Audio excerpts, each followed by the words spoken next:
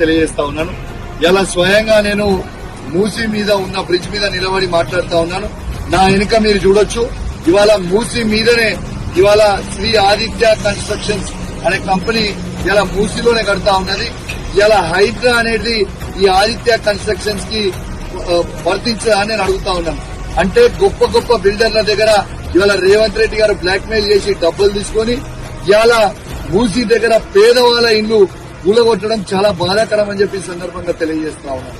ఇవాళ జూబ్లీస్ నియోజకవర్గ ప్రజలందరూ కూడా చెప్తా ఉన్నాను, ఇవాళ గిట్ల మీరు రేపు వచ్చే బై ఎలక్షన్స్ లో మీరు కాంగ్రెస్ పార్టీకి ఇట్లా ఓటేస్తే ఇవాళ మీరు రేవంత్ రెడ్డి గారికి మీ ఇల్లు కూలగొట్టమని హైడ్రా కింద లైసెన్స్ ఇచ్చినట్టే అని చెప్పి సందర్భంగా మీకు తెలియజేస్తా ఉన్నాను. ఇలా గొప్పోళ్ళు డైరెక్ట్ మూసీ మీద కడితే మీకు లైవ్ గా కనబడతా ఉంది.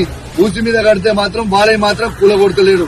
పేద ప్రజలవి జూబ్లీస్ నియోజకవర్గంలో ఉన్న బార్డర్ ఏరియాలలో కావచ్చు, కొన్ని జూబ్లీస్ నియోజకవర్గంలో ఉన్న ఇళ్లు కావచ్చు, ఏ విధంగా పోలీసు వాళ్ళని పెట్టి జేసీబీలు పెట్టి ఏ విధంగా పేదోళ్ల ఇల్లు కూలగొట్టిలో మీరు చూడొచ్చు. అంటే గొప్పోళ్ళకి హైడ్రా వర్తించదు, కేవలం పేదోళ్లకు మాత్రమే హైడ్రా వర్తిస్తుందని రేవంత్ రెడ్డి గారి తీరుంది.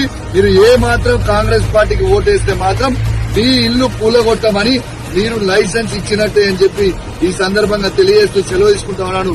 జై తెలంగాణ, జై కేసీఆర్.